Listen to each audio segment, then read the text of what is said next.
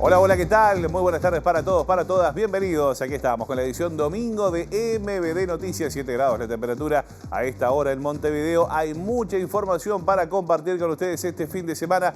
Aquí están. Estos son nuestros titulares. Luego de sobrevivir al atentado del sábado, el expresidente de Estados Unidos, Donald Trump, confirmó que participará desde mañana en la convención republicana que lo proclamará como candidato presidencial. A 7 meses de asumir, Javier Milei todavía no pudo concretar el asado prometido con el presidente Luis Lacalle Pou en medio de una serie de desencuentros y anuncios fallidos de reuniones. El Codicen aceptó colocar en el Instituto de Formación Docente de Paysandú una placa de homenaje a la docente Raquel Culnev, víctima de terrorismo de Estado. El contador del narcotraficante Sebastián Marcet llegó extraditado a Estados Unidos desde Paraguay tras hacer un acuerdo para identificar las rutas de lavado de dinero. Sindicato policial analiza propuestas partidarias y sus dirigentes aspiran a ser recibidos por los candidatos para hacerles planteos sobre salario, salud y vivienda. Uruguay es el segundo país con más juicios iniciados en su contra por empresas transnacionales ante el Banco Mundial durante el primer semestre del año. La selección uruguaya regresó esta tarde al país tras lograr el tercer puesto en la polémica Copa América jugada en Estados Unidos y que tendrá desde las 21 horas en la final entre Colombia y Argentina. Bueno, muy bien, estos son algunos de los temas que tenemos para compartir con ustedes hasta la hora 20 aquí en la edición domingo de MBD Noticias. En un ratito vamos a tener, como siempre, informe a cargo de Federico Jurkovic. También toda la información deportiva e internacional. Y lo que ocurre en exteriores hoy llega de la mano de Juan Pablo Rodríguez, a quien ya saludamos. ¿Dónde está, JP? Josema, buenas noches para ti, desde luego para nuestro público. Estamos apostados aquí en el Aeropuerto Internacional de Carrasco, donde aproximadamente a las 17 horas llegó el avión con los jugadores de la selección uruguaya, es decir, con 17 integrantes del plantel, más algún sparring, es decir, los chicos menores de 20 años que también ayudan al plantel principal en sus entrenamientos. Llegó Marcelo Bielsa, el entrenador, y también parte del seleccionado nacional, por ejemplo, Neyta Hernández, Georgian de Rascaeta, que estuvieron hablando con TV Ciudad aquí tempranito, un clima de algarabía. La gente recibió a nuestros futbolistas como si hubieran sido realmente campeones de América, con un frío tremendo, pero gente que estuvo agolpada desde las 16 horas aquí en las puertas del Aeropuerto Internacional de Carrasco. Punto y aparte, José María, también es válido decir que aquí al aeropuerto llegaron las cimarroncitas, es decir, el seleccionado nacional sub-21 que por segunda vez en su historia consiguió el pasaje al Mundial tras el Panamericano de Canadá. Bueno, muy bien, gracias Juan Pablo. En un rato vamos a retomar el contacto contigo. Datos no menores que nos aportaba allí nuestro compañero desde el Aeropuerto Internacional de Carrasco. Vamos a comenzar el desarrollo de la información contándoles que a 2 semanas de las elecciones internas, las fórmulas presidenciales ya se empiezan a preparar para la campaña de cara a octubre, allí para las elecciones presidenciales y también legislativas. Vamos a repasar en qué están las fórmulas de los principales partidos políticos. La fórmula blanca integrada por Álvaro Delgado y Valeria Ripoll se reunirán este lunes a partir de las 11 horas por primera vez con el directorio del Partido Nacional. Delgado y Ripoll ya habían sido recibidos por la presidenta del partido, Macarena Rubio, a principios de mes, días después de las elecciones internas. Por su parte, en el Frente Amplio, el candidato Yamandú Orsi regresa este martes de una licencia y, según informaron a MBD Noticias desde su comando, está previsto comenzar con recorridas por el interior del país, pero por el momento no fijaron fechas. En otro orden, la coalición de izquierdas tiene previsto revisar en los próximos días su posición frente al plebiscito de seguridad social. Según han declarado desde distintos sectores, todo apunta a que ratificarán la libertad de acción frente a la iniciativa. En tanto, la fórmula colorada se reunirá este lunes en la tarde con la Coordinadora Nacional de la Juventud del partido. Andrés Ojeda y Robert Silva intercambiarán con la militancia joven desde las 18:30 horas en sesión abierta en la Casa del Partido Colorado. Desde el Partido Independiente, por su parte, el comando de campaña está ultimando los detalles para la presentación de su programa de gobierno. Según adelantaron a MBD Noticias, el evento tendrá lugar el jueves 24 en modalidad desayuno. Mientras tanto, desde Cabildo Abierto, por el momento no se han anunciado novedades para esta semana. De todos modos, hay expectativas de que la fuerza política defina quién acompañará a Guido Manini Ríos en la fórmula presidencial, luego de que el exministro de Salud, Daniel Salinas, confirmara que no volverá al partido. En tanto, les contamos que el equipo de Carolina Cose confirmó a MBD Noticias que la candidata a la vicepresidencia de la República por el Frente Amplio asistirá al homenaje del ataque a la AMIA a realizarse este miércoles en Buenos Aires. Vamos a cambiar de tema ahora, un asunto que les contábamos el domingo pasado aquí en MBD Noticias, y es a una semana de la tragedia que ocurrió en el residencial de 33, donde murieron 10 personas. Otra anciana falleció en un establecimiento donde se alojaban adultos mayores en ese mismo departamento. Por el momento, el Ministerio de Salud Pública resolvió no clausurar el lugar y mañana, lunes, van a asistir técnicos del Ministerio de Desarrollo Social para fiscalizar justamente la situación. A una semana del incendio de un residencial en 33 que ocasionó 10 muertos, otra situación ocurrida en un establecimiento para adultos mayores de ese departamento tomó estado público a finales de esta semana. Se trata de una mujer de 86 años fallecida en una vivienda que funciona como centro residencial de adultos mayores. En dicho establecimiento, las autoridades encontraron a otros 10 adultos mayores en precarias condiciones de higiene, a lo que se suma la falta de calefacción constatada en el lugar. El caso fue tomado por la Fiscalía, que investiga si el lugar funciona como residencial clandestino. En tanto, los técnicos del Ministerio de Salud Pública realizaron una inspección del lugar este viernes. Según pudo saber MBD Noticias, de dicha inspección se realizará un posterior informe para determinar qué acciones tomar. Sin embargo, por el momento la cartera no dispuso la clausura del lugar, ya que no había causales para hacerlo, explicaron desde el Ministerio. Por el momento, los residentes no han sido trasladados a otros establecimientos. Aún así, el Ministerio de Desarrollo Social determinó para este lunes la fiscalización del lugar para evaluar si es preciso tomar acciones. Bueno, uno de los temas que les contábamos en nuestros titulares en el arranque de la edición domingo de MBD Noticias tiene que ver con que el CODICEN finalmente aceptó colocar la placa de memoria en homenaje a la docente Raquel Kulnev en el Instituto de Formación Docente del Departamento de Paysandú. La nueva fecha será comunicada en los próximos días una vez que las organizaciones justamente que impulsan este reconocimiento, ya den la fecha concreta. Estamos hablando del Centro de Estudiantes del Instituto de Formación Docente, la Comisión de Memoria del Departamento de Paysandú y la Intersocial Sanducera. El miércoles 10 ingresó en el orden del día del directorio del CODICEN la negativa de la Comisión Nacional de Sitios de Memoria a reconsiderar el homenaje a la docente Raquel Kulnev, detenida en junio de 1972 por militares cuando pintaba la pared del Instituto Magisterial, hoy de Formación Docente, del cual había egresado el año anterior. Tenía 21 años y militaba políticamente en el MLN Tupamaros, siendo procesada en septiembre de 1972 por el artículo 137 del Código Penal Militar, conspiración seguida de actos preparatorios. Murió en julio de 1977, sin asistencia, tras agonizar 4 años por problemas hepáticos no tratados, tal como lo confirmó la autopsia histórica. El CODICEN había argumentado que más allá de la forma en que murió, Kulnev fue detenida y procesada correctamente por infringir la ley vigente, en alusión a las medidas prontas de seguridad, que fueron parte de las herramientas usadas por el terrorismo de Estado desde 1968. Los consejeros electos por los docentes, Julián Mazzoni y Daisy Iglesias, avalaron en la sesión del miércoles la posición de la Comisión Nacional de Sitios de Memoria y remarcaron la necesidad de respetar sus definiciones. Es la segunda vez en 3 meses que el oficialismo en el CODICEN debió aceptar que la definición de los lugares y motivos para colocar placas de memoria son competencia de la Comisión Nacional. La primera fue en mayo, cuando se intentó frenar la colocación de la placa en la UTU de Malvin Norte, donde había funcionado un centro clandestino de detención y tortura para adolescentes durante el terrorismo de Estado.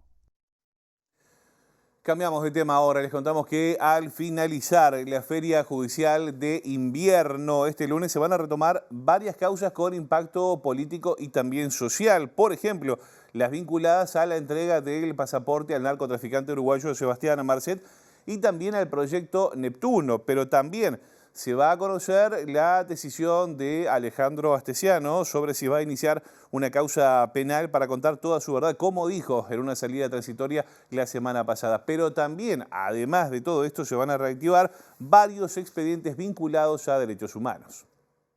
Uno de los casos que se van a retomar es el del documento reclamado por el equipo de investigación Cruzar de la Universidad de la República, que halló evidencia de que el informe entregado en 2005 al presidente Tabaré Vázquez con información de los desaparecidos del terrorismo de Estado no está completo. Cruzar sospecha que el documento original podría estar en dependencias militares. El asunto se incluyó en la causa que investiga la desaparición de Luis Eduardo González González y por el caso declaró el excomandante en jefe del Ejército, Ángel Bertolotti, que reconoció su existencia aunque sostuvo que destruyó el documento. En tanto, el militar Carlos Díaz, uno de los elaboradores del informe, no asistió a la audiencia de fines de junio, por lo que está pendiente citarlo una vez terminada la feria judicial. Otro trámite que se retomará es el de espionaje en democracia, causa que fue archivada en julio de 2022, luego de que un grupo de eventuales víctimas de las acciones ilegales del Estado solicitara reabrir en junio. En su momento, el fiscal del caso, Enrique Rodríguez, dispuso el archivo por la prescripción de los delitos descritos en los archivos militares, aunque concluyó que se produjo espionaje ilegal y debilidad de los controles institucionales y democráticos. Ahora, el actual fiscal de delitos económicos y complejos, Alejandro Machado, deberá resolver si desarchiva el caso y retoma las investigaciones o si no da lugar al pedido. Bueno, Juan Pablo Rodríguez ya nos hizo un adelanto de lo que será su móvil que desarrolla a continuación. Adelante, JP, contanos más desde el Aeropuerto Internacional de Carrasco. José María, te vuelvo a saludar en esta noche gélida desde aquí, desde el Aeropuerto Internacional de Carrasco. A las 5 de la tarde se esperaba que llegara el plantel de la selección nacional y así terminó siendo afuera del aeropuerto un clima realmente de mucha algarabía. Unas 200 personas se agolparon en la puerta principal del Aeropuerto Internacional de Carrasco. El primero en retirarse fue el entrenador del seleccionado nacional, Marcelo Bielsa, seguido por el jugador ex nacional Brian Ocampo. Afuera mucha alegría, adentro mucha angustia. Se notaba la congoja, la angustia de los jugadores del seleccionado nacional, amén del resultado que Uruguay obtuvo anoche, quedándose con el tercer puesto de la Copa América. Se paró a hablar un rato con TV Ciudad, a conversar de la vida, pero también de fútbol, Georgian de Arrascaeta, este hombre nacido en Nuevo Berlín, que milita en el fútbol brasilero, jugador del Flamengo, quien se va a reintegrar la semana que viene a los trabajos con su equipo, que está disputando desde luego el Brasileirao y la Copa Libertadores. Escuchamos lo que Georgian de Arrascaeta dijo acerca de sus apreciaciones en esta Copa América. Sí, la verdad que bueno, nos quedó ese sabor amargo de poder estar en la final. Son cosas que pasan, así que bueno, nada, levantar cabeza para lo que viene después y seguir cada uno entrenándose lo mejor posible para ayudar a la selección. Georgian, ¿qué te pareció la organización de la Copa en todos los sentidos desde el día número 1 que llegaron? Sí, básicamente en las cosas simples no hubo ningún problema, se dio todo bien. Ajá. Infelizmente lo que pasó en ese partido con Colombia, la verdad que bueno, quedamos muy tristes porque pudo haber pasado cualquier cosa con la familia, había muchos chiquitos, muchos bebés que estaban ahí, familiares, y bueno, ahora estamos bien, ya pasó la Copa, tuvimos sensaciones negativas después del partido con Colombia, pero bueno, es parte del fútbol, así que nada, toca levantarse. Bien, allí escuchábamos a Georgian de Arrascaeta, también estuvieron dialogando con la prensa, por ejemplo, Naita Hernández, que se quedó por un periodo de una media hora a sacarse fotos, a firmar camisetas del seleccionado nacional. También estuvo Canovio, quien mañana ya se reintegra a Atlético Paranaense, según lo que nos pudo comunicar allí fuera de micrófono. Pero vamos a hablar con la gente, con parte de los vecinos y vecinas que han venido hasta aquí, con la esperanza, con la ilusión de poder ver a los jugadores del seleccionado nacional. Así que escuchamos a la gente que también fue parte de este recibimiento. Sí, esperándolo, los niños los querían ver y bueno, el chico terminó de jugar al fútbol, el Babi, y salimos por acá. Una Copa América que fue esquiva en el título, pero bueno, que Uruguay mereció un poquito de mejor suerte quizá, ¿no? Sí, ni que hablar, todos estábamos creo que con la misma esperanza que tenían ellos, pero bueno, es fútbol. A veces toca y a veces no, pero es un plantel bastante joven que van a tener muchas más por delante seguro. ¿Cómo es su nombre? Ignacio. Ignacio, me dijo su papi que usted juega al fútbol y vino a recibir los jugadores. Sí. ¿En qué equipo juega usted? Nacional de Migues. ¿Cuál es su jugador favorito de la selección? Y en concreto todos. O sea, todo el plantel le gusta a usted cómo juega. Sí. Bueno, ¿qué le diría a los jugadores de la selección si tuviera la posibilidad de decirle algo? Y que muy bien el esfuerzo que hicieron en toda la Copa América y ahora el descanso, que se les merece mucho. Muchas gracias. De nada. ¿Cómo es su nombre? Julieta. Julieta, ¿cuál es su jugador favorito del seleccionado nacional? Estoy entre tres. Ah, entre tres, ¿quiénes son los tres mejores jugadores para usted? Para mí, Suárez, Ajá. Darwin Núñez y Pelistri. Qué lindo el partido el de anoche, viste que lo empatamos en la hora y lo ganamos por penales. Sí, me encantó cómo jugaron todos los jugadores. Fue un partido difícil, Pero se nos dio a nosotros. sí. Qué lindo, ¿con quién lo viste al partido? Con mis padres y... Qué bueno. Che, bueno, arriba Uruguay, muchas gracias,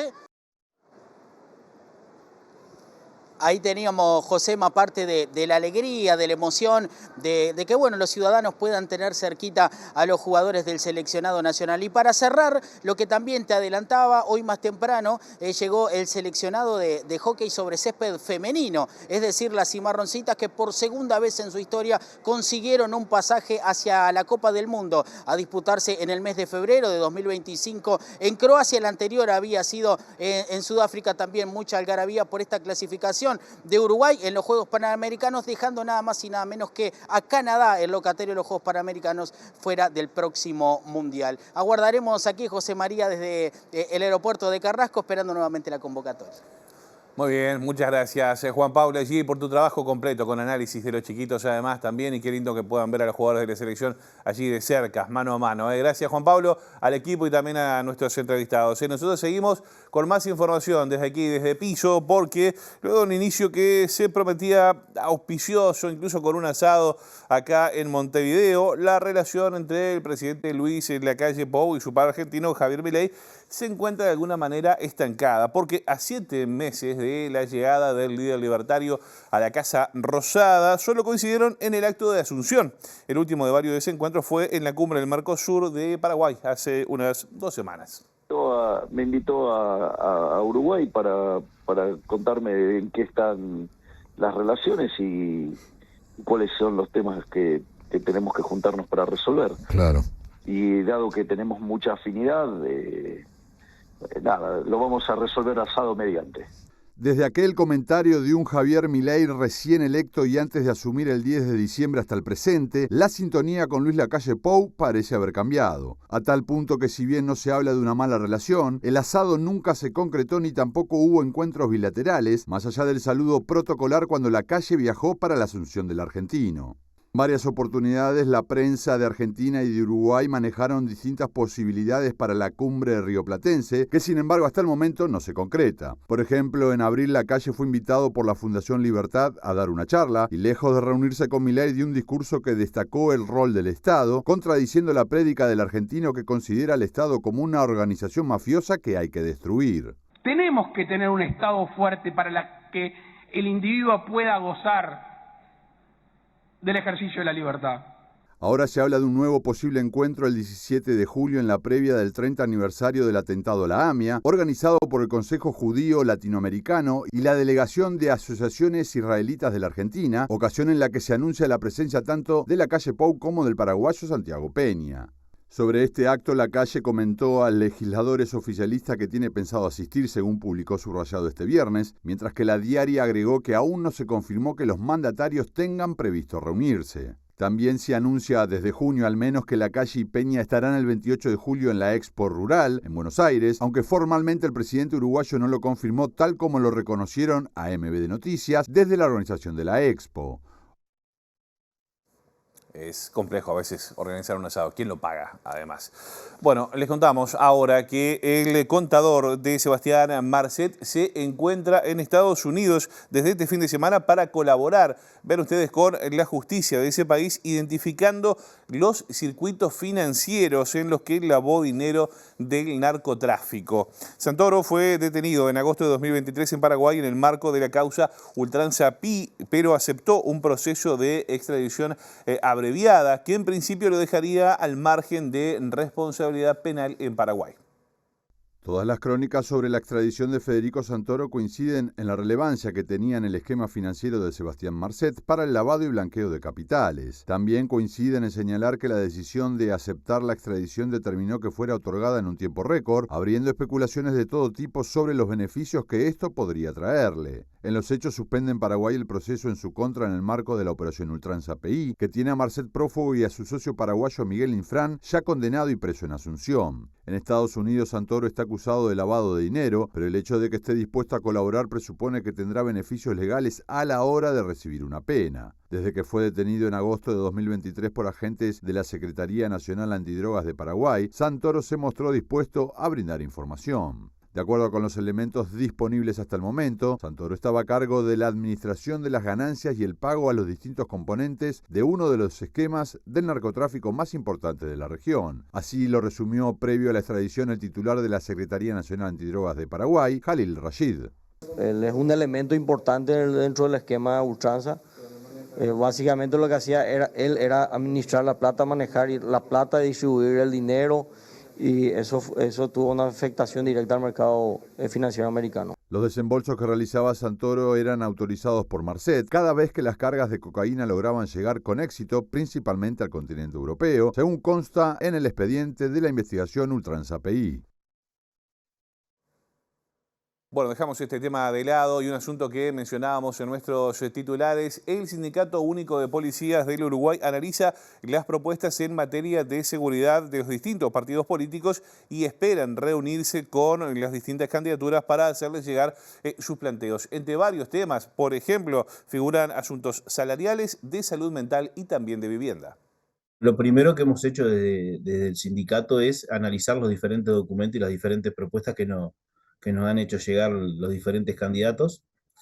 Desde el sindicato, con el equipo jurídico y con la parte de la directiva, se está elaborando un documento y la idea es que en el correr de las próximas semanas, cuando arranque un poco más activamente todo esto, es reunirse con los diferentes candidatos, hacerle llegar la propuesta del sindicato que nosotros entendemos, y bueno, en base a estas reuniones se va a entregar este documento y obviamente que vamos a escuchar también los que nos planteen. Entendemos que sea el gobierno que sea, el tema salario tiene que estar encabezando, el tema salud mental es una reivindicación que venimos peleando y bastante, porque son compañeros que se están quitando la vida. Llevamos 11 en lo que va este año, son compañeros que cada vez más jóvenes se están dando este tipo de episodio, entonces yo creo que esos dos aristas son primordiales, y sin olvidarse de un gran tema que tenemos, que es con la vivienda, ¿no? Los funcionarios policiales merecen y deben de tener una respuesta en lo que son soluciones de vivienda, que hoy por hoy se ha intentado, pero no se ha dado con la tecla. Hay un número muy grande de compañeros que precisan, y bueno, esperemos que el que le toque llegar escuche estas reivindicaciones. Bueno, nos vamos a ir hasta Estados Unidos, no para hablar de la Copa América, sino otros asuntos atraen la información, y es por eso que ya llega Federico Jurkovic con su informe habitual. ¿Cómo le va, Jurkovic? Buenas noches, bienvenido. Buenas noches, Josema. Un gusto compartir otro domingo con la mirada puesta en Estados Unidos. Varios temas. Copa América, veíamos recién a Santoro, el contador de Marcet en Estados Unidos. Pasan cosas. ¿Será una superpotencia? Sí, póngale. Están pasando muchas cosas en el norte, pero ahí lo veo. Está con un Donald Trump de fondo y ensangrentado. Exactamente. Veníamos preparando un informe para el domingo. Lo que ocurrió el sábado no solo cambió mi informe, cambió prácticamente la agenda internacional, porque claro, hablamos de Estados Unidos, hablamos de Donald Trump y hablamos de una campaña que terminará en noviembre con el nuevo mandatario. Recuerden ustedes que venimos de una serie de semanas donde la posibilidad de que Joe Biden se baje de la candidatura demócrata, Josema, por una serie de lagunas, situaciones de equivocación en actos públicos. El último de ellos fue la semana pasada en la OTAN, en el 75 aniversario de la OTAN, donde confundió al presidente de Ucrania, Volodymyr Zelensky, con el de Rusia, Vladimir Putin. Sí. Esas son algunas. Recordemos esto se disparó con el debate entre Trump y Biden, donde justamente quedó en offside las posibilidades de competir con Trump, no solo en un debate, sino en las elecciones. Hizo agua varias veces y mucha gente a nivel político está haciendo allí como una fuerza para intentar bajarlo, ¿no? Exactamente, desde varios sectores se le pide a Biden, menciono esto porque la columna de hoy no va a tener una noticia, no la podemos generar desde aquí, pero sí tratar de contextualizar en qué momento pasó. Evidentemente, como muchos se estarán preguntando, ¿fue un falso atentado, fue un atentado, fue un autoatentado? Sí. Es imposible que nosotros lo dirimamos desde acá. Sí sabemos que hay varias cuestiones que llaman la atención, como suele ocurrir en este tipo de insucesos, como un militante de Trump que declaró a la BBC, la cadena estatal de Londres, que él estuvo durante 5 minutos tratando de avisar que había un tirador en el techo con un rifle y nadie le prestó atención.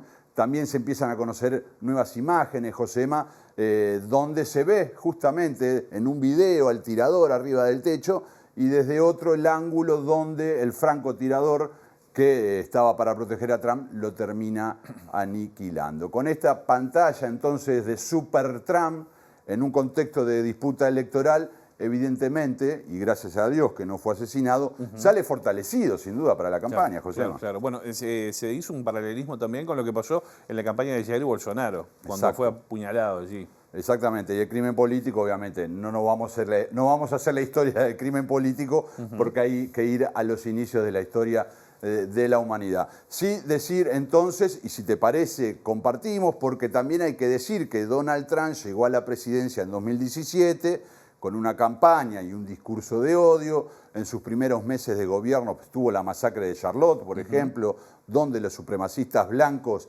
salieron a las calles a seguir alguna de las consignas de Donald Trump, que terminó su mandato llamando al alzamiento y a la toma de la Casa Blanca, también para contextualizar que en este discurso, antes de recibir el tiro, estaba diciendo que había que expulsar del país a 20 millones de inmigrantes. Vamos a ver en unos poquitos segundos, con un audio original, qué pasó ayer en Wisconsin. A ver.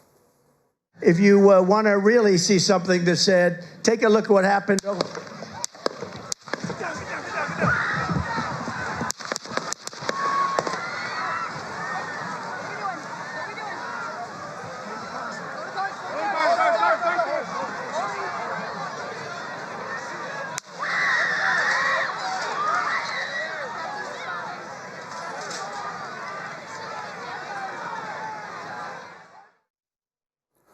Qué momento, ¿eh? Bien, 2 secuencias de disparos. Los primeros fueron los realizados hacia Donald Trump. Hay que decir que fue usada una AR-15, esta que es la protagonista de buena parte de la matanza. Ese es un rifle semiautomático que permite varios disparos en continuidad, por eso se escuchan varios y por eso sabemos que si bien Trump solo le rozó una oreja, hay una persona muerta, es un bombero de 50 años, un seguidor de Trump que estaba sentado en la tribuna, que tiene 2 hijos y que sí recibió un impacto mortal. Hay otras 2 personas, seguidores de Trump, que estaban allí sentados, que están heridos en este momento y hay una 4ª persona herida, muerta en este caso porque fue abatido finalmente después de varios disparos, hay que decirlo, que estamos hablando del tirador Thomas Matthews Crooks, un hombre, un joven de 20 años que hasta el momento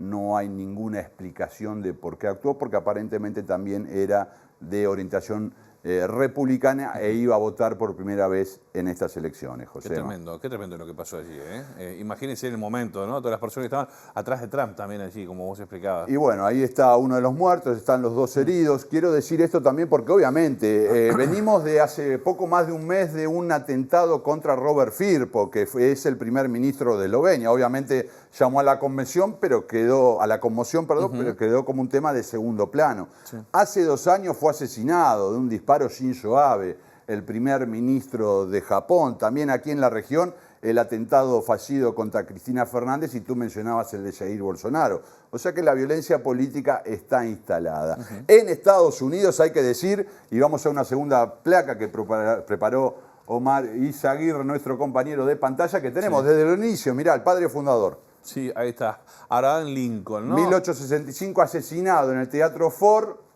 cuando asistía a una obra por una persona común, digamos, también como buena parte de los episodios que vamos a relatar. Poquito tiempo después, Jane Garfield, asesinado, William McKinley en 1901 y atrás tuyo quizás el más conocido. Ahí está, John F. Kennedy, lo tengo acá atrás, ahí está. En 1963, Josema, tenemos 4 presidentes de Estados Unidos asesinados en ejercicio de la función. Sumamos a la historia de los magnicidios de Estados Unidos 12 intentos de asesinato de presidente ejerciendo su función, que va desde Obama, el último de ellos, hasta Bill Clinton, Jimmy Carter, o sea, 12 en la historia, y también hay 3 intentos de homicidio, 1 concretado, a candidatos presidenciales. En esta faceta es donde ubicamos a Donald Trump. 3 intentos de asesinato a candidatos presidenciales, 1 concretado y 2 con Donald Trump incluido no. Entonces, en la historia de Estados Unidos son 19 episodios de intentos o magnicidios consumados, también para ver de qué país, en definitiva, estamos hablando, Josema. En un país donde además las armas pululan por doquier. Y ¿no? tanto donde los la quinta enmienda también los habilita a tenerla, ¿no? Bueno, hay algo como yo, surgen datos y me dan ganas de comentarlo. Sí. Cuando era presidente Donald Trump, después de una matanza, prohibió unos aparatitos que multiplicaban las armas, permitían convertirlas en semiautomáticos y lo había prohibido. En marzo de este año, la Suprema Corte, con el apoyo del gobierno de Joe Biden, levantó esa prohibición. Por lo tanto, de los dos lados en este país hay una cuestión con las armas. Sabemos que está en la segunda enmienda y garantiza que todo ser humano que vive en Estados Unidos tiene derecho a andar armado. Hasta aquí el contexto histórico, coyuntural de Estados Unidos, de aquella imagen que veíamos a Donald Trump cayendo herido. Vamos a ver esta otra que también es del mismo momento, pero lo muestra en otra actitud. A ver. Let me get my shoes. Let me get my shoes. I got you, sir. I got you, sir. Let me get my shoes, sir. Hold that in your head, bloody. So we gotta move to the bus. Move to the bus. Let me get my shoes. Okay, let's shoot down. Watch out. Wait.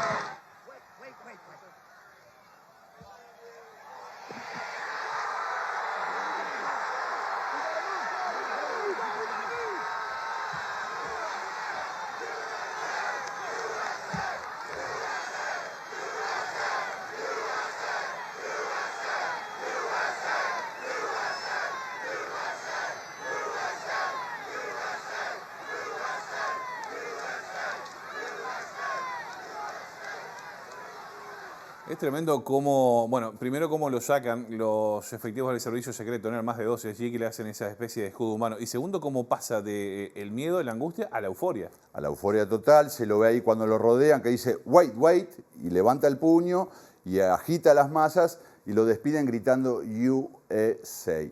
Hoy domingo se lo vio subirse a un autito de esos donde se juega el golf, recorrer ahí su residencia, y también, antes de empezar el informe, ya estaban las imágenes del avión que lo va a llevar a la Convención Republicana, Josema, porque todo esto pasa a horas de que inicie este lunes la Convención Republicana, que durará 4 días y que culminará con la proclamación de Donald Trump como el candidato republicano para competir en las elecciones del 5 de noviembre, martes 5 de noviembre, por el Partido Republicano. Y acá estamos con esta última placa que preparó Omar, donde está la gran incógnita planteada, y retomando lo que hablábamos al principio, ¿no? Un super Trump que sale ileso de un atentado contra un Biden que no puede recordar el principal nombre de su aliado hoy por hoy, que sería Zelensky, en contra de Putin. Así que dejamos planteada la incógnita. Mañana, lunes, empieza la Convención Republicana, y decir que la demócrata es el 19 de agosto. O sea que desde mañana o desde el jueves, cuando se ha proclamado Trump, hasta agosto, hay que ver entonces qué termina pasando con esta disputa coyuntural que tiene impacto global y que también tiene a Uruguay en este año de elecciones jugando a dos bandas también importantes seguirla de cerca. José. Completo informe, Fede, muchas gracias. Un gusto. Muy bien, nosotros seguimos con otros asuntos ahora. Les contamos que el canal argentino TN elaboró un informe sobre pesca ilegal de barcos chinos en aguas territoriales argentinas y cómo se benefician por la falta de controles en el puerto de Montevideo. El material, además, asegura que desembarcan habitualmente marineros muertos y que lo utilizan como base para abastecerse antes de volver a la zona de pesca prohibida. 想提供更多的信息，说中国的大使馆、阿根廷的中国的大使馆，因为我们的证件很多都被扣押了，他不给我们嘛。我这上面有，因为说毕竟在这条船上工作。Estamos en el puerto de Montevideo, largamente denunciado por ser un lugar opaco, en donde buques extranjeros, principalmente chinos, españoles y coreanos, vienen a refugiarse, a aprovisionarse y hasta a descargar tripulantes que murieron en alta mar. El puerto de Montevideo está clasificado por organizaciones internacionales como el segundo puerto en el mundo que recibe buques de transbordo, básicamente de las flotas que operan en el borde exterior de la zona económica exclusiva argentina. Esos buques de transbordo son un factor esencial para que se desarrolle la pesca ilegal, no declarada y no reglamentada en el Atlántico Sur. Pero como estas cosas suceden en aguas internacionales, lo mismo que les pasa a Argentina después de la milla 201, allá en el Pozo Azul. Eso pasa ahí. Entonces cuando ellos llegan acá, ya nadie denuncia, nadie dice nada.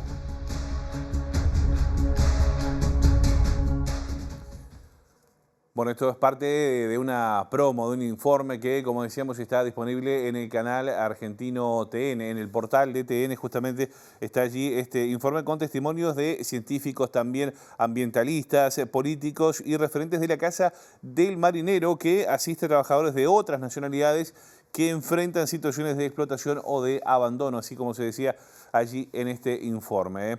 Vamos a cambiar de asunto. Les contábamos ahora que Uruguay es el segundo país latinoamericano con más juicios internacionales iniciados en su contra en lo que va de este 2024 ante el Centro de Arbitrajes de Controversias del Banco Mundial, conocido como CIADI por su sigla en inglés, por un monto total, vean ustedes, de unos 884 millones de dólares. Los datos surgen del informe semestral del Instituto Transnacional con sede en Países Bajos, dedicado al análisis del impacto económico de los tratados de libre comercio en los países latinoamericanos, con foco en las cláusulas que imponen el arbitraje internacional para solucionar controversias, anulando así la soberanía jurídica de los estados. El reporte establece que en lo que va de 2024 se presentaron 10 casos contra países de América Latina y el Caribe por empresas transnacionales, siendo México con 3 el que más demandas acumuló en el semestre. La última la comenzaron en junio la minera china Ganfeng y las británicas Bacanora Lithium y Sonora Lithium, que perdieron la concesión para explotar el litio por no cumplir con las inversiones mínimas a las que se habían comprometido. En segundo lugar aparece Uruguay por las demandas de Neltum Imports y de ADCO, de inversores chilenos y canadienses respectivamente, socios a su vez en Montecom, que en mayo denunciaron por monopólico el acuerdo entre el gobierno de Luis Lacalle Pou y la empresa belga Catonati, que le extendió la concesión del puerto de Montevideo hasta 2081. Reclaman 840 millones, 600 millones Neltum y 240 ADCO por impedir que Montecom transfiera y deposite contenedores en los muelles públicos. El informe del Instituto Transnacional remarca que ese acuerdo fue producto de una amenaza de juicio ante el CIADI por un monto de 1.500 millones de dólares. Las 5 demandas restantes fueron una por cada país: Chile, Colombia, Panamá, Honduras y Trinidad y Tobago. Les contamos ahora que desde mediados de mayo el Ministerio de Desarrollo Social viene realizando un nuevo plan invierno con atención a personas en situación de calle en los 19 departamentos. El director de población del MIDES, Gabriel Cuña, se refirió al trabajo que se viene haciendo y además al aumento de las personas en situación de calle, en particular en el departamento de Canelones. Esa es una ley del gobierno de Mujica que lo que establecía es que cuando la persona tiene riesgo de vida inminente, el Estado a la hora de constatarlo necesariamente le tenga que brindar una respuesta y deba ser asistido de manera obligatoria. Esa norma, si bien es del gobierno de Mujica, nosotros la logramos reglamentar, se reglamentó a pedido nuestro por el año 2022 y se ha usado en pocas ocasiones serán unas 30, 35 ocasiones totales en los últimos 2 años, pero son ocasiones en las que se salvaron vidas, porque eran personas que se constató por parte de un profesional de la salud que tenían un riesgo de vida inminente. De hecho, cuando lo vemos que en los últimos años se ha reducido muchísimo lo que es la persona que muere en intemperie por hipotermia. Venimos de años donde había veces donde se morían 7, 8 personas en un invierno.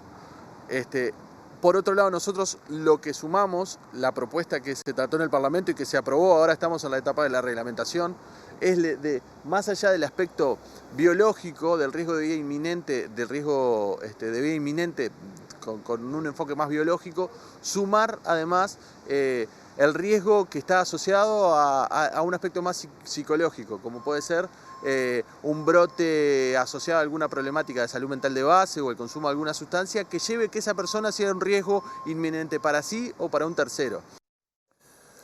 Bueno, allí estaba entonces lo que decía Gabriel Cuña a propósito de la internación compulsiva que se venía manejando, como sí lo explicaba, en el gobierno de Mujica y ahora se esperaba su reglamentación. Vamos a repasar ahora sí lo que decía Cuña a propósito de este nuevo plan invierno que se viene realizando en los 19 departamentos y que también se ha notado la presencia de más personas en situación de calle, ahora sí en el departamento canario. Venimos dentro de lo previsto, dentro de lo que nosotros generamos algo más de 1.800 plazas para atención de emergencia en este periodo y venimos con suficiente capacidad de atención para la demanda que venimos teniendo. En estos momentos específicos, más allá de que en el plan invierno tomamos medidas como el aumento de recorridas, la atención 24 horas del call center, la atención en la madrugada también de nuestros equipos, el apoyo del Ministerio del Interior para hacer recorridas especiales. Cuando hay ola de frío, ese mismo esfuerzo lo duplicamos y generamos más recorridas y más cupos disponibles. Cuña se refirió al último relevamiento que realizó la Intendencia de Canelones, en donde se constató un aumento significativo de personas en situación de calle, alcanzando las 500. Es algo que se viene dando en general en el país desde el año 2006 y el sistema de atención que hemos ido generando va de la mano a eso y entiendo que hay varios desafíos, sobre todo en el área metropolitana. En cuanto a lo que es la atención en Canelones, desde nuestro lugar hemos crecido bastante, hoy en día estamos teniendo más del doble de atención de lo que había en el 2021, pero entendemos que sin duda hay un montón de desafíos y sobre todo están relacionados a todo lo que es el egreso carcelario y la situación de adicciones y estamos a la orden para tratar de pensar alternativas conjuntas. Les contamos ahora que la Federación del Programa de Vivienda Sindical eligió autoridades y Eduardo Tropiano asumió como presidente durante un nuevo periodo de 2 años. Bueno, actualmente contamos con 300 cooperativas distribuidas en los 19 departamentos. En la actualidad hay 3.700 familias, estamos hablando de más de 100 cooperativas que han sorteado con la Federación del Programa de Vivienda Sindical, hemos sorteado, en este periodo queremos llegar a fin de año a las 4.000 llaves entregadas, tenemos en la actualidad 84 obras en proceso, son casi 3.000 familias que están en proceso de construcción y bueno, y la Federación hoy en realidad cuenta con cooperativas en todos los procesos, de grupos nuevos que se están conformando, cooperativas que están dentro del Ministerio en las diferentes etapas, cooperativas que están en obra y otras que estamos viviendo hace más de 5 años. ¿Cuál es la importancia de que exista esta federación, este programa? Bueno, nosotros entendemos que desde la iniciativa que tuvieron los trabajadores organizados en el PICNT, porque los trabajadores tenemos capacidad de pago pero no de ahorro y el modelo cooperativo no es solo una elección de vida, sino que es una herramienta para lograr el acceso a la vivienda de las y los trabajadores. Nosotros creemos fundamental seguir aportando al cooperativismo, seguir apostando a nuestra federación para que más compañeros y compañeras puedan lograr el acceso no solo en Montevideo, sino en todo el país. Bueno, y allí veíamos en imágenes esta elección que se realizó este sábado, allí en la sede del PIT-CNT. Y seguimos en tema porque la representante de la Comisión de Género y Equidad de la Federación del Programa de Vivienda Sindical se refirió a las dificultades que atraviesan las mujeres al integrar una cooperativa de vivienda. En realidad nuestro gran objetivo es la prevención. Hoy, en realidad, estamos llegando siempre a apagar incendios. Que las cooperativas nos contactan por diferentes problemáticas que viven las compañeras en su mayoría, por no decir en su totalidad. Cuando integramos una cooperativa siempre hablamos que tenemos 3 trabajos. El trabajo remunerado, la que tiene la posibilidad de tenerlo, el trabajo no remunerado, que es el maternar, generalmente la mayoría, somos jefas de hogar con menores a cargo, y luego el trabajo de la cooperativa, que es un trabajo que en realidad se ve muchas veces invisible, pero que es otro trabajo más que se suman. La federación lo que hace es acompañar estos procesos. Como hablábamos hace un rato, la ley del cooperativismo no contempla nada aún de lo que es la mujer en ese periodo que está embarazada y no va a poder cumplir con sus horas y con algunas de sus obligaciones, porque también las cooperativas tienen las horas de obra, las horas de las guardias y las guardias después las sereñadas, que es pasar las noches en las cooperativas y cuidar de ese lugar y de lo que en el terreno haya.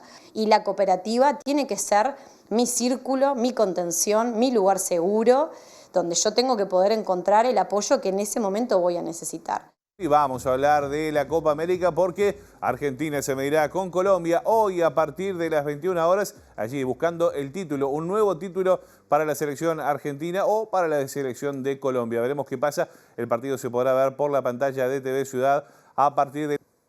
El nivel de técnico, el nivel físico dentro de sus características no lo posicionan lejos de aspirar a compartir titularidad en la posición de centroatacante. Está en condiciones de disputar ese espacio legítimamente. Hoy el segundo tiempo que jugó fue, no digo que fue una gran actuación, pero fue una actuación satisfactoria desde mi punto de vista. Y fue, aparte del gol, participó y obviamente es súper difundido todo lo que hizo en toda su carrera, pero haber compartido este tiempo con él confirma la imagen de un jugador superior. Y él tiene ganas de seguir. Ayer se lo preguntaron en varias oportunidades y él no cerró la puerta. Y bueno, lo demostró además con goles. Parece que hay Luis Suárez por lo menos para un rato más. Vamos a abrir ahora el capítulo internacional. Les contamos que Hamas acusó al gobierno de Argentina, liderado por Javier Milei, de tener un sesgo flagrante al convertirse en el primer país sudamericano en declarar justamente al grupo islamista como una organización terrorista y de justificar, dijeron, los crímenes de genocidio de Israel en la Franja de Gaza. Es un claro intento de justificar el genocidio y los crímenes de limpieza étnica cometidos por los neonazis de la ocupación contra niños y mujeres en la Franja de Gaza, indicó Hamas en un comunicado emitido este sábado, luego que el presidente argentino Javier Milei la declaró este viernes como una organización terrorista internacional para su país, al igual que ya lo habían hecho Estados Unidos, la Unión Europea, Reino Unido y Australia. Jamás se ha adjudicado la responsabilidad por las atrocidades cometidas durante el ataque perpetrado a Israel el pasado 7 de octubre. Esto se suma a un extenso historial de atentados terroristas en su nombre, indicó en una declaración institucional el gobierno argentino. Por su parte, Hamas señaló que considera que esta decisión injusta es errónea y parcial a favor de la ocupación nazi, que se encuentra ante la Corte Internacional de Justicia por cometer el crimen de genocidio contra nuestro pueblo palestino. Los islamistas exigieron al gobierno argentino que se retracte de esa decisión y se abstenga de alinearse con la narrativa criminal de la ocupación sionista y se ponga del lado de la justicia y el derecho de los pueblos a la libertad y la autodeterminación. Desde que asumió el poder, Milei se ha alineado con Israel, donde llevó a cabo en febrero una de sus primeras visitas oficiales al exterior y anunció el traslado de la embajada argentina de Tel Aviv a Jerusalén. Bueno, estamos prácticamente en el final. Vamos a repasar, como siempre, hasta ahora el pronóstico del tiempo. ¿Qué dice el Instituto Uruguayo de Meteorología para el arranque de esta semana? Ya lo vemos en pantalla. Para mañana, lunes 15 de julio, va a estar fría la mañana. 0 grados será la mínima, 14 la máxima, con cielo claro y algo nuboso, heladas y nieblas matinales. También para el martes 16 de julio, cielo claro y algo nuboso, neblinas y probables heladas agrometeorológicas. La mínima será de 4 grados y la máxima de 17. Señoras y señores, nosotros hasta acá llegamos con la edición domingo de MBD Noticias. La información llega mañana tempranito a partir de las 8 con Pilar Teijeiro en la primera edición. Nosotros nos vamos, los dejamos con los principales titulares de la jornada y también lo que va a pasar aquí en nuestra pantalla, en nuestras dos pantallas. Que pasen bien. Luego de sobrevivir al atentado del sábado, el expresidente de Estados Unidos, Donald Trump, confirmó que participará desde mañana en la convención republicana que lo proclamará como candidato presidencial. A 7 meses de asumir, Javier Milei todavía no pudo concretar el asado prometido con el presidente Luis Lacalle Pou en medio de una serie de desencuentros y anuncios fallidos de reuniones. El Codicen aceptó colocar en el Instituto de Formación Docente de Paysandú una placa de homenaje a la docente Raquel Kulnev, víctima de terrorismo de Estado. El contador del narcotraficante Sebastián Marcet llegó extraditado a Estados Unidos desde Paraguay tras hacer un acuerdo para identificar las rutas de lavado de dinero. Sindicato policial analiza propuestas partidarias y sus dirigentes aspiran a ser recibidos por los candidatos para hacerles planteos sobre salario, salud y vivienda. Uruguay es el segundo país con más juicios iniciados en su contra por empresas transnacionales ante el Banco Mundial durante el primer semestre del año. La selección uruguaya regresó esta tarde al país tras lograr el tercer puesto en la polémica Copa América jugada en Estados Unidos y que tendrá desde las 21 horas en la final entre Colombia y Argentina.